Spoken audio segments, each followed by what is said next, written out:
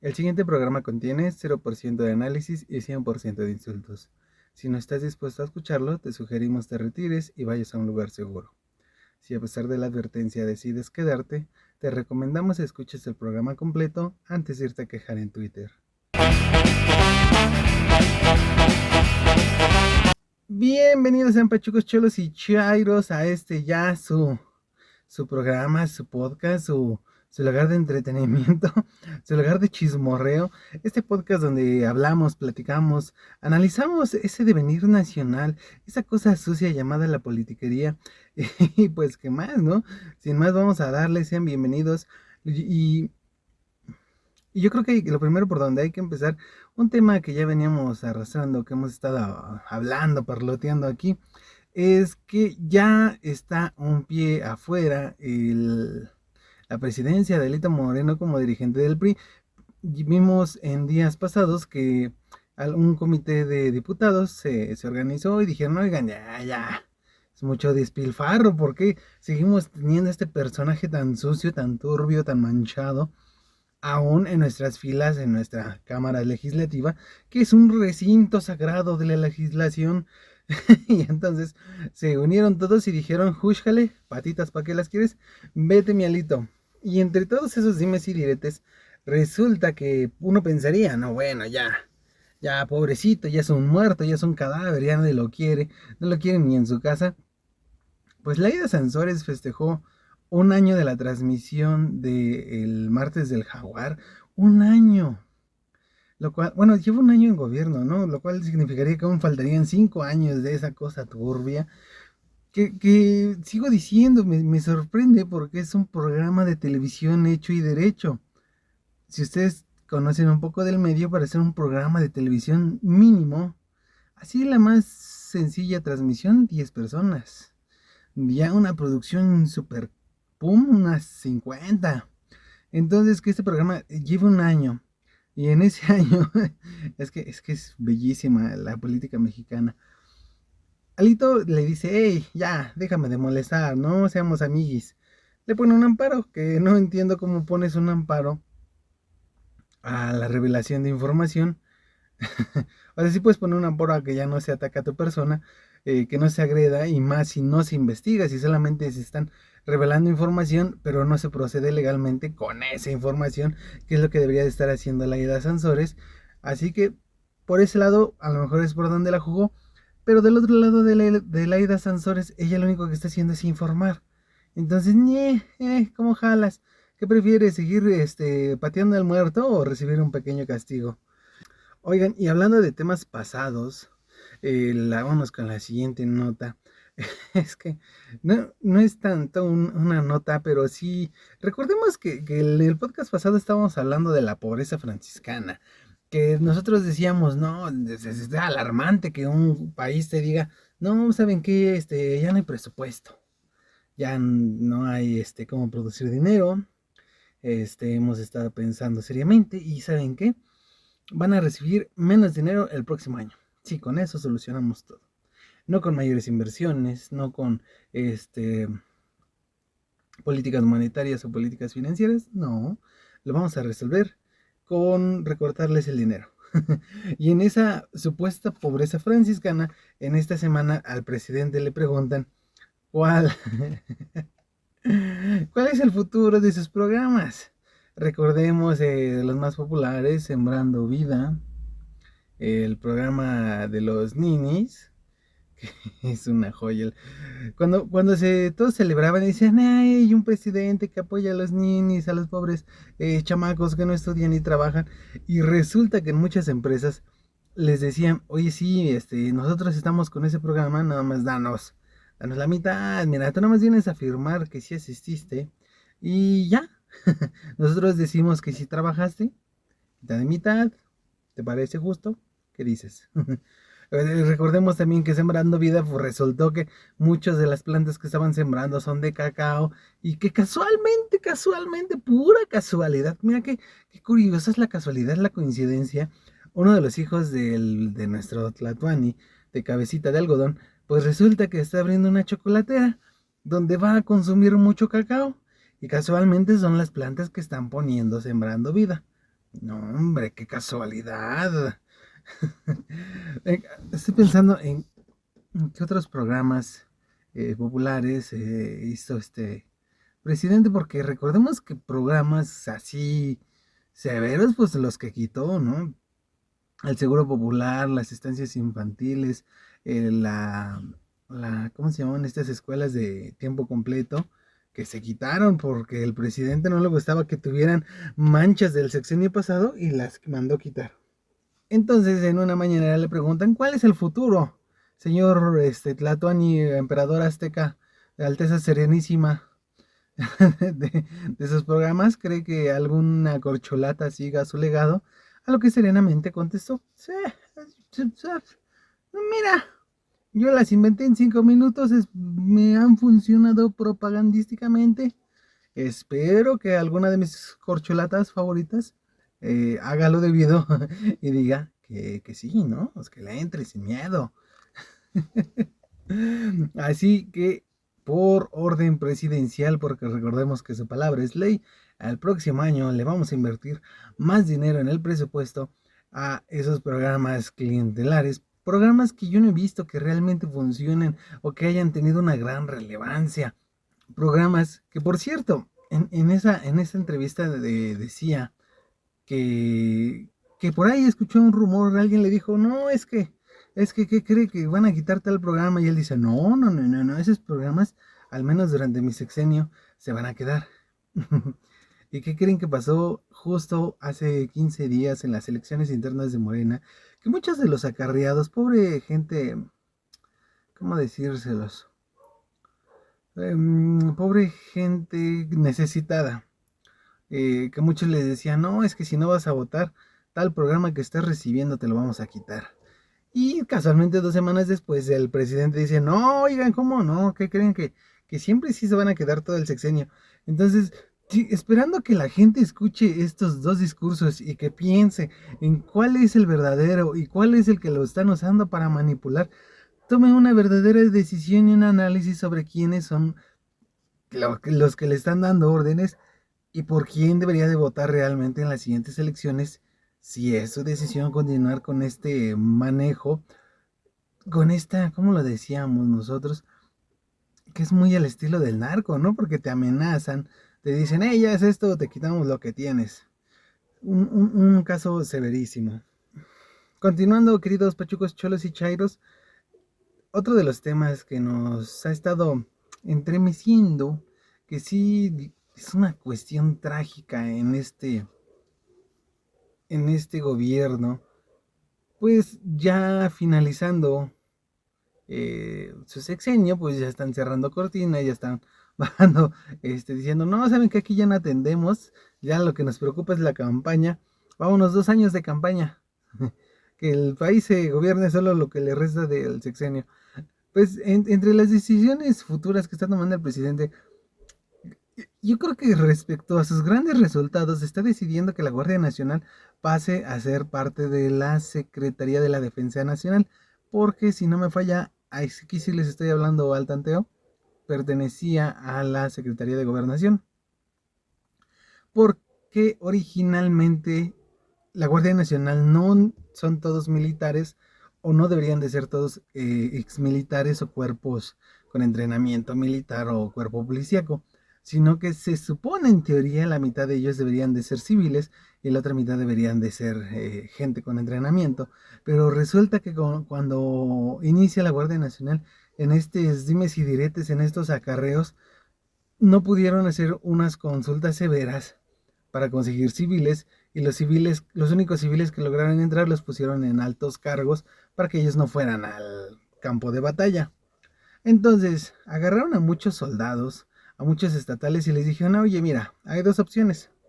Te vas a la Guardia Nacional con tu ropa de pésima tela, con esas patrullas en mal estado, con esos cuarteles que se están cayendo, te vas a la Guardia Nacional y te vamos a reducir entre 1,000 y 2,000 pesos de lo que ganas mensualmente, o ya te vas derechito a tu casa y no te damos ni un solo peso. Claramente muchos aceptaron, dijeron, oye, si estoy ganando tantos miles de pesos, no les voy a decir cuánto ganan, ¿verdad? Pero si estoy ganando tanto, creo que con menos 2,000 pesos la podría librar. Y de ganar menos 2,000 pesos a no ganar nada, pues vamos a ver qué pasa en la Guardia Nacional. Y que en estos 4 años yo no he visto ningún ejemplo claro, alguna actividad, algún logro que la Guardia Nacional lo pueda abrazar y decir, hey, esto es mío, miren. Creo que solamente el cargamento de cocaína que fue en la Ciudad de México, ¿no? Me parece que ese es el único logro que ha tenido la Guardia Nacional severamente. Y, por ejemplo, me resulta muy interesante que en algunos pueblos, en algunos poblados, cuando hay un pequeño incidente, primero llega la Guardia Municipal e inmediatamente, si el caso es muy, ya se congregó mucha gente, llega la Guardia Nacional, pero solamente para tomarse la foto.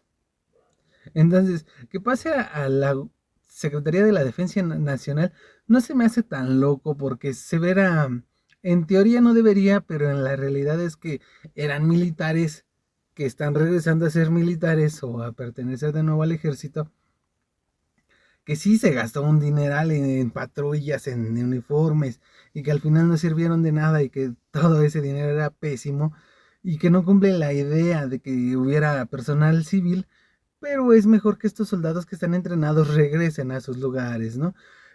Que como lo vemos, sí existe una militarización del país, pero no una militarización como uno pensaría. Porque sí, severamente seguimos en una guerra contra el narco, eh, pero los militares ya no están combatiendo, ahora están construyendo aeropuertos, están construyendo trenes, están haciendo cuestiones de, es triste la noticia, pero están haciendo cuestiones de rescate. Entonces, cuando ese debería ser un cuerpo específico de rescate, que en su mayoría son bomberos, ahora le están haciendo los militares. Y sí tenemos muchos militares en la calle, pero no están cumpliendo sus obligaciones de defensa. Y también hay que decirlo, en algunas ocasiones, estos videos famosos donde algunos narcos corretean a los soldados, hasta donde yo sé, en muchas ocasiones, cuando van a incursionar en una zona caliente, lo primero que hacen es mandar a los soldados de menor rango, a los más novatos, a los chavos, como diríamos así en el dialecto. Y estos chavos, estás chavo, chavo, estos chavos son carne de cañón, les envían al frente para ver si a ellos les pasa algo, para ver si ellos son capaces de sobrevivir o al menos de correr. Y si ellos regresan sanos, significa que la zona está segura y entonces el resto ya puede entrar. En el peor de los casos, a estos muchachos los acribillan y el resto ya no solamente ingresa a recuperar los cuerpos. Y peor, si ellos se encuentran en medio de un ataque, como son novatos, como son la carne de cañón, no pueden hacer ninguna acción hasta que no se les dé la orden. Por eso vemos esas escenas de los soldados corriendo, porque no se les ha dado la orden de defenderse, porque son novatos y no van a saber cómo actuar. ¿Saben qué? Mejor sálganse. Espero que salgan todos vivos, los vemos acá en el cuartel. Así es la cuestión. Y que como lo vimos, ¿no? En Guadalajara y en Jalisco, un relajo, no, no, no, no, no, no, no. Ni en Troya, ni Roma cuando se quema. Qué bárbaro, en Guanajuato 45 puntos de actividad violenta. En al menos 12 municipios. Real que las escenas impresionantes. Que refleja dos cosas. Seguimos en un estado fallido que me parece que ya se había declarado desde el gobierno de Enrique Peña Nieto. Que por supuesto que los abrazos no nos alcanzan. Ya necesitamos un programa, un orden de atacamiento militar. Sé que es cruel, pero sí, muchos soldados van a morir, pero también está muriendo mucha gente y está perdiendo todos sus bienes porque el ejército y el gobierno no están haciendo su trabajo. Y por último, esta declaración de guerra tan absurda, ya que se burlen de ti, que te zarandeen un país entero, que te lo demuestren con acciones como esa, que el narco ya gobierne, sí, ya controle la materia prima, como les hago el aguacate, el limón, el jitomate, hasta cuestiones tan impresionantes como controlar el precio de la tortilla, las pollerías, el comercio de las bicicletas. Ya estamos hablando de que se necesitan acciones severas. Pero si dinero del narco es lo que está financiando las campañas y mucho de ese dinero está sirviendo para mover económicamente al país, pues tienen una encrucijada y no saben qué hacer. Menos si no tienen experiencia, menos si no tienen un plan de respaldo. Así es. Hablando de, de cuestiones improvisadas, en la semana, después de estos zafarranchos que se le hicieron por las elecciones internas de Morena, y qué cosa tan bonita, cómo se veían ahí todos peleando, golpeándose, acarreando gente, mintiéndoles que les iban a quitar sus programas, diciéndoles por quién iban a votar. Eran elecciones internas y te estaban comprando el voto en 200 pesos ya nada más por decir, ¿no? O sea, ¿qué tan malo están haciendo que ni siquiera te están pagando lo que valía un voto en el tiempo pasado? En los tiempos del Priato, cuando por un voto te daban 500 pesos, hasta 3,000 pesos te llegaban a dar por tu voto, ahora Morena solo te da 200. Ambas cuestiones son malas, pero sí estamos hablando de que, hey, ¿por qué me estás dando menos? Esto vale, dame más. ¿Dónde está mi despensa? Mi tinaco. Después de este zafarrancho que lo único que demostraron es que Morena es lo mismo que los demás partidos políticos. No tienen... Tuvimos una pequeña interrupción, pero continuando. Morena demostró que es lo mismo que los otros partidos políticos, que no tiene un interés serio en crear un movimiento social, educativo, económico, que simplemente fue el burro que tocó la flauta. Es que no encuentro otra frase. Pero simplemente llegaron al poder sin saber, sin tener un plan serio, sin tener nada en mente. Y solo ya están improvisando. Ellos ya lo que quieren es acabar el sexenio y que dejar todo en manos del siguiente y ellos huir. Al menos eso demuestra el presidente, ¿no? Por eso se la pasa hablando de las corcholatas. Y de nuevo, no vi un verdadero, una verdadera muestra de que en verdad son algo diferente.